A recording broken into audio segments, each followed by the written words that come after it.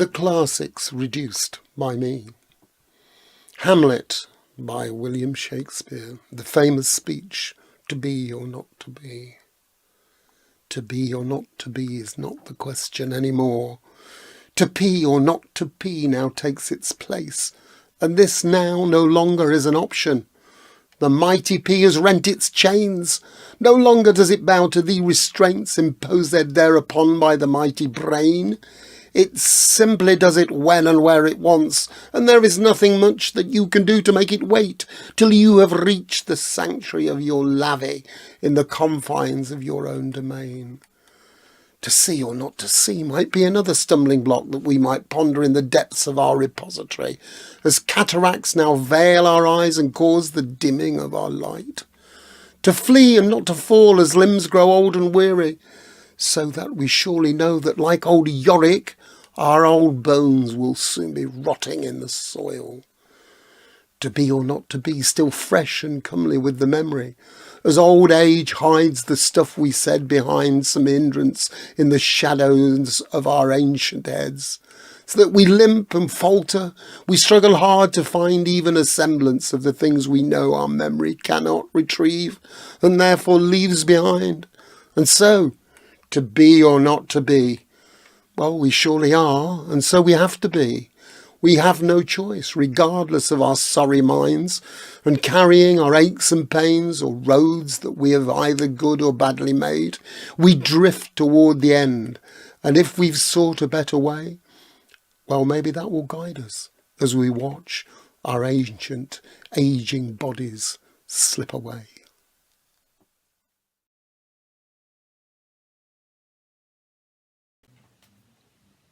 Good evening.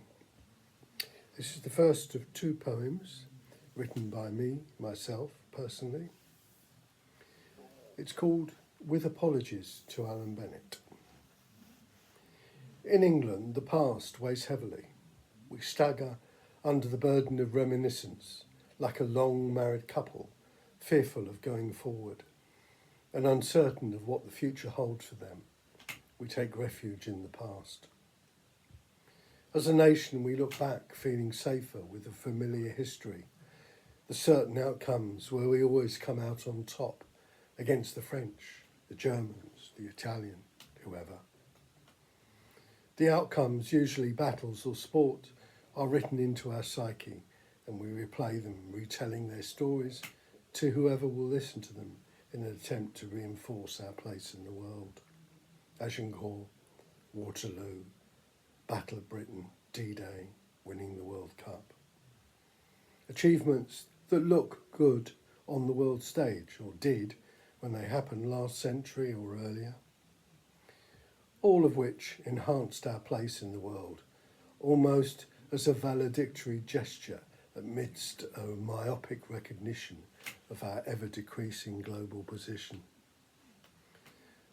As time passes, these events take on a mythical status, important to a nation losing influence and position. Like a historic stately home, we have achieved an inevitable fated grandeur, having retreated from the world stage, clutching our historic victories like medals, as age slowly tarnishes and diminishes them, the rust of time. Isolated from the European community and rapidly progressing to being a state of the USA. With fourth-rate politicians goose-stepping further and further towards the right, we seem destined to have little future, declining influence and almost no friends.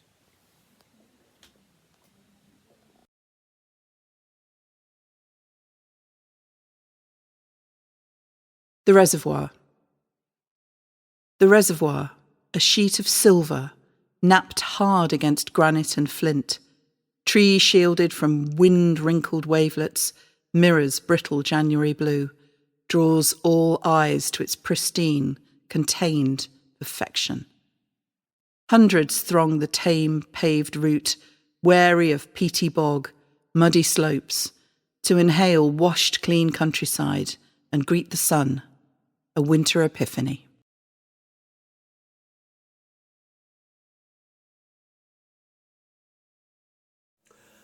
Tell me, why do pushchairs need such enormous wheels? Are people really going to be pushing these things across wet ploughed up fields? Their occupants are minuscule, though precious to be sure, but do they really need the baby's equivalent of the 4x4? Do Tarquin and Atlantis, though Mum thinks them the greatest, need all this chrome and aluminium to enhance their social status? Those old-style buggies were ideal for the busy dad or mother. You could fold them up with one hand and hold on to Junior with the other. Oh, you're such a grumpy so-and-so, and I don't know what all the fuss is. But where the situation gets ridiculous is taking them on buses. Two women got on a rush hour bus in town the other day, both wheeling these monstrosities. In they came like a tidal wave. Did they bother to fold them up? Consideration shown? Nope. Oblivious in the gangway, gobbing down their phones. With our shopping bags, pushchairs and big fat bums, all access we'll deny. Old ladies, you must leapfrog or sprout wings and fly. They shall not cross our barricades we have dug in our heels. With our mighty pushchairs and their enormous wheels.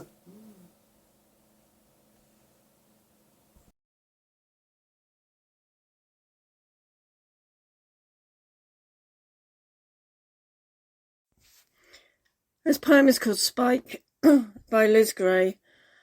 It's a poem about homelessness, and it was first performed at Leicester Cathedral as part of an inaugural concert for Sound Cafe Homeless Choir project. Also performed at Left Unity Founding Conference. Spike. There's a spike in the figures today. Rough sleepers are up in the early dawn, before the cleaners come to clatter up the cans and bin the burger boxes, before the real people come, the ones who count, the ones who work, the ones who earn, the ones who pay, pick up your bed and walk away. There's a spike in the figures today. Poor people are up in the early dawn, before the bailiffs knock to clear out the beds and change the locks, before the real tenants come, the ones who rent, the ones who work, the ones who earn, the ones who pay. Pack up your stuff and go away. There's a spike in the figures today. The unemployed are up in the late morning, standing in line for a face-to-face with a face behind glass.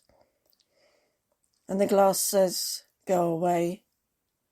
These jobs are for the real people, the ones who work, the ones who earn, the ones who pay, the ones who spend.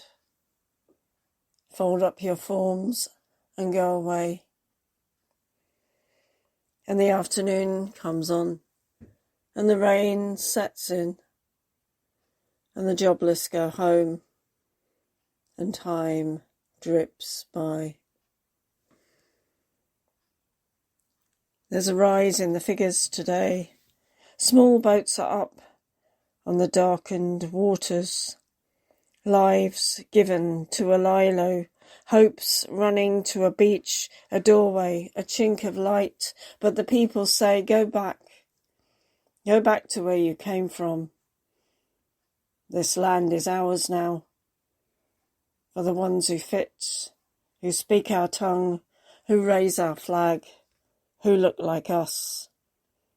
Get back on your boat and go away. There's a spike in the figures today.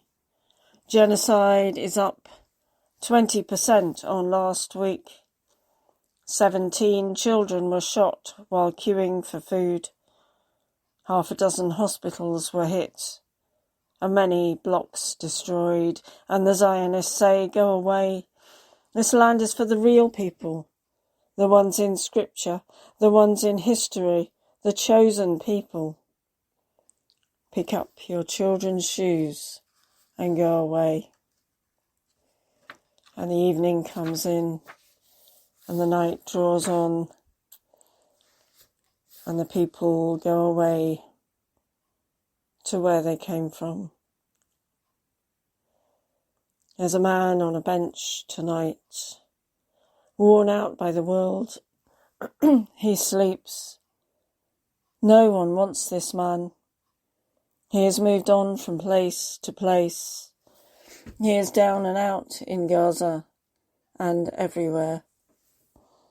And the real people, the chosen ones, the wavers of flags, the ones who fit, the ones who work, the ones who pay, the ones who kneel, the ones who pray. They're all asleep in the dead of night. But this Son of Man has nowhere to lay his head.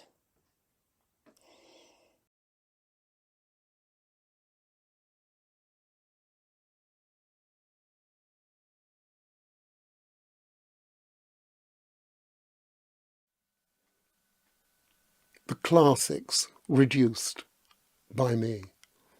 Romeo and Juliet, a one-act tragedy. Act is set in our rise flat in Leeds, flat 9, floor 7.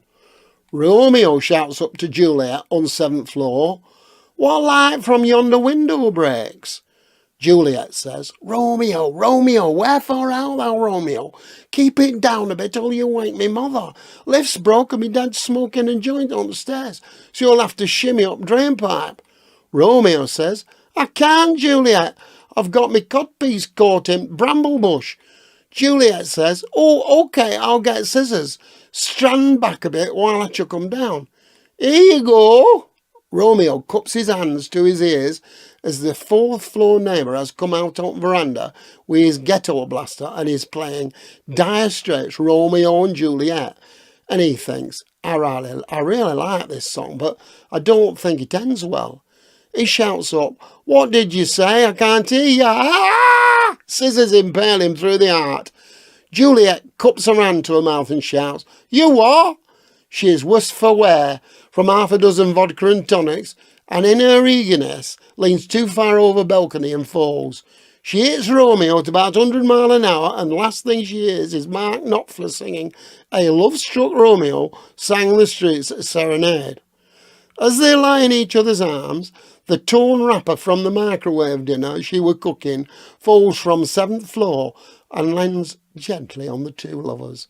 It reads, "Flatbread with butternut squash, cooked for 2 minutes on full power." Then, a bit like Juliet, curtain falls. The end.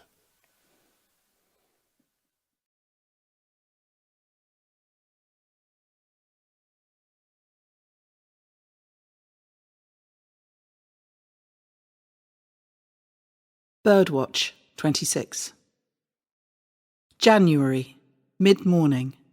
Nested in my red armchair, coffee and pad in place, I watch and record as they browse, familiar and confident, from tree-swung buffet. Brave redbreast, lonely since Yuletide cat attack, tweets territorial talk as long-tailed tits in unison peck their fill, then flee. A graceful family flock, blue and great, appear as if from nowhere, pick out morsels, then zigzag to holly hideaways, while in the old pear tree a lonely blackbird waits. And all the while, sparrows' constant background babble, hopping, scrapping, flirting, dozens at a time from the depths of ivy-covered fence and artful fir tree canopy. One young female, a persistent picky eater, cast-offs flung vigorously to satisfy shy dunnock, sudden tiny wren, waddling pigeon, and little brown job. Lifting my focus behind the mini-murmuration, in distant poplars, in numbers gather rooks and crows. Chatter, lift as one dark cloud, swoop down, join piebald and clever blue-eyed cousins to mob the feeders. Crafty corvids, make me smile. For an hour, all's well with the world.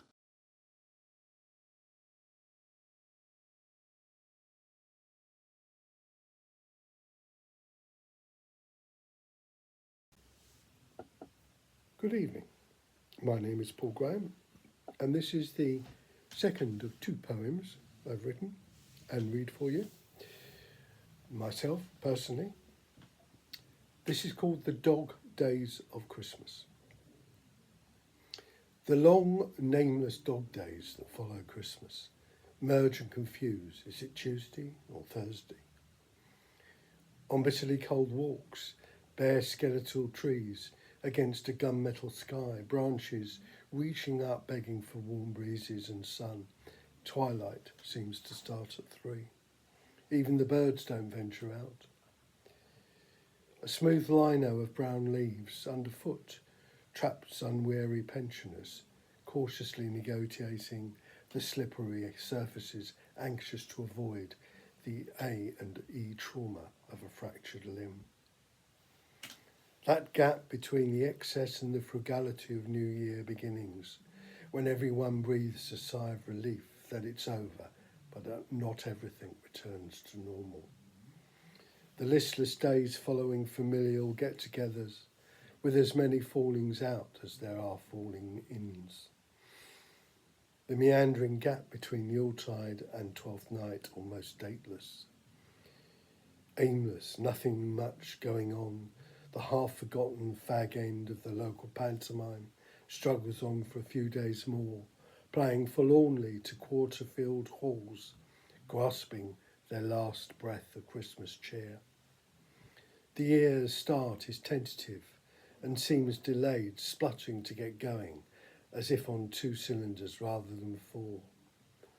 The dog days of Christmas.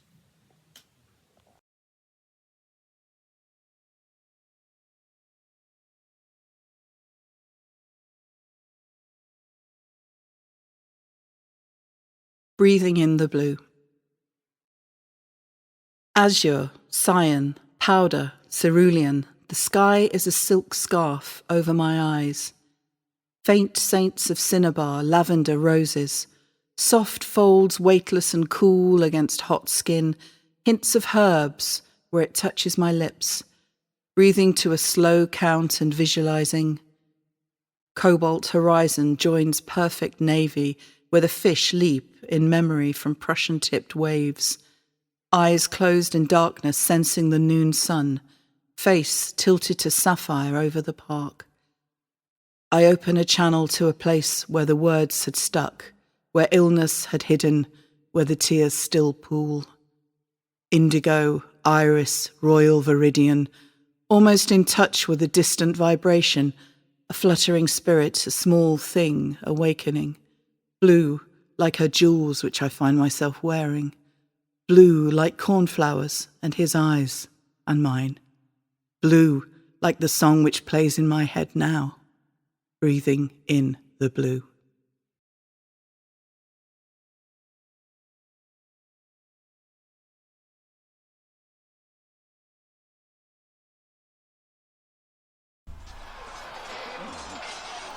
Now is that winter of our discontent, a full 500 summers past and gone, yet still unsettled dust floateth all around, and controversy rageth obstinately on. One calleth me wicked, vile, and loathsome toad, another washeth me whiter than the driven snow. Wherein lieth the truth? Who knoweth what lies? And who can say whose word was first to name me Dick the Shit, or Richard the Turd? Out of those northern wastes I came, loyalty me bound with iron chains, not like brother Clarence, devious rogue, man of straw, empty tosspot, lewd and vain. Beset by rivers and his rapacious pack, the king a puppet, could I ever turn my back?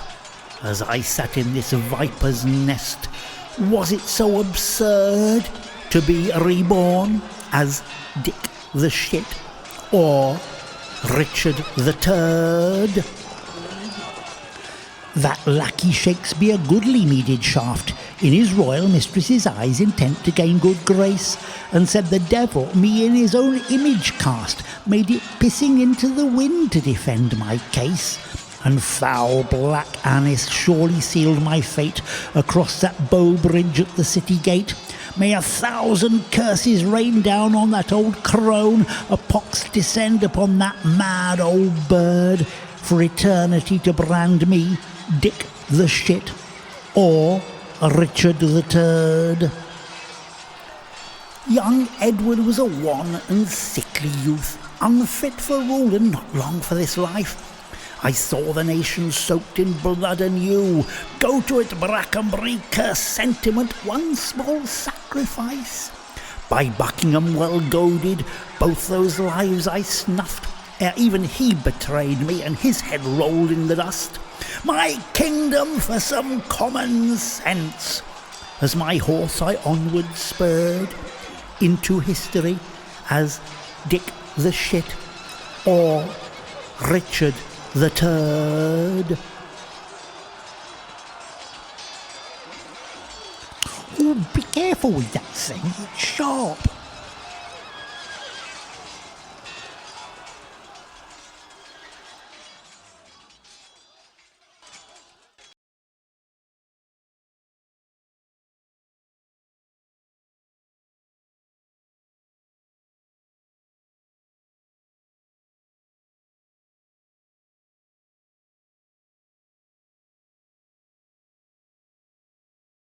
Rainbow. I bought a rainbow pom-pom atop a woolly hat to show allegiance, keep me warm, and all good stuff like that. But best of all, this beauty, when caught in car headlights, glows. A Belisha on me noggin to keep me safe at night.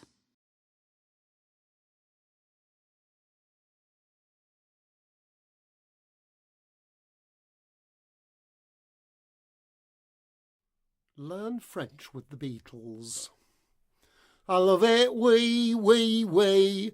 I love it, wee, wee, wee. I love it, wee, wee, wee, wee. Michelle, be a good galley. Nip down the offie and get some cans of Stella. Ah, Michelle. Oh, Michelle, be a good galley. Shift your fat ass, I can't see the telly. Ah, Michelle. Oh, my Jacqueline, froggies, legs and snails is not my scene. Nip down the pub for a spot of grub, Brussels sprouts, the old roast beef and the Yorkshire pud. Do you know what I mean? Oh, my Angelique, will you please stop eating that garlic? It makes me sick, it makes you reek. Have a bacon cob with tomato sauce and eat it quick, 8 days a week. Wazzo singing in the dead of night. Stop your fucking going. Tweet, tweet, tweet. I can't sleep. Shut your beak.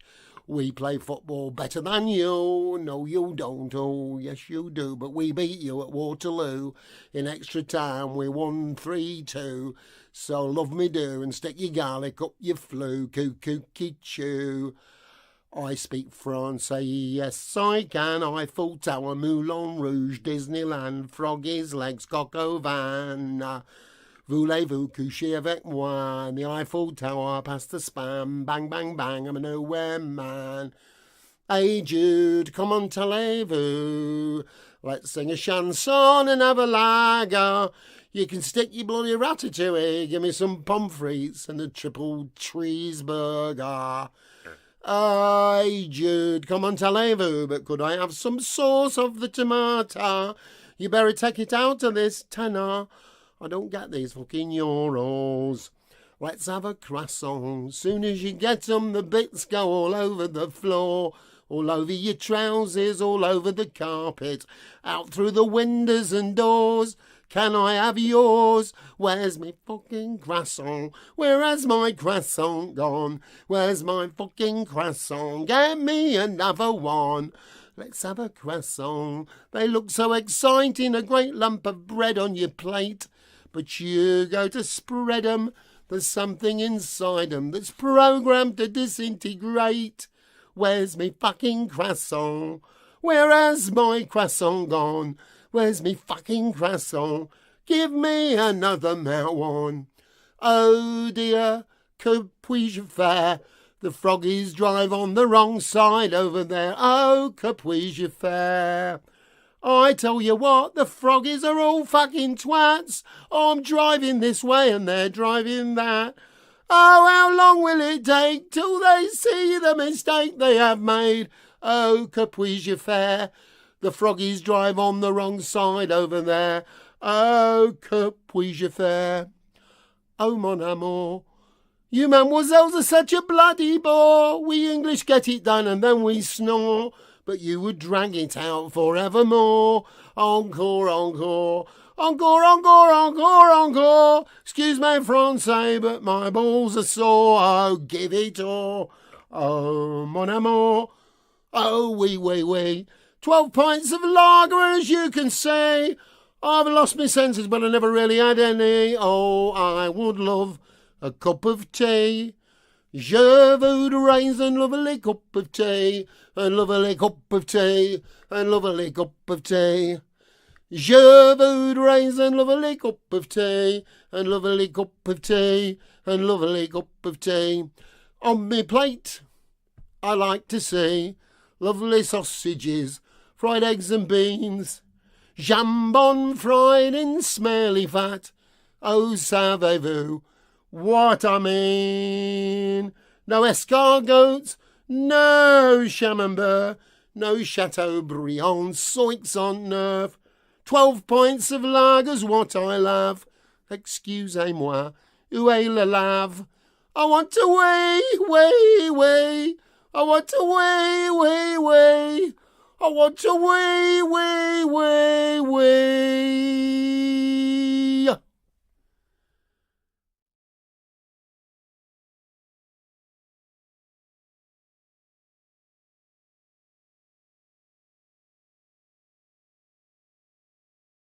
War is stupid. War is stupid. Pop culture told me, in terms no nuance or metaphor intended when I was young, uninformed. But I wanted clever, subtle, referential, cynical. Failed to realise the fundamentals. War is stupid, and people are stupid. Now I am old, grasping at truth, fearing the future, and I want open, honest, soulful, understanding the fundamentals. War is stupid, and we are all stupid to allow these horrors in our names.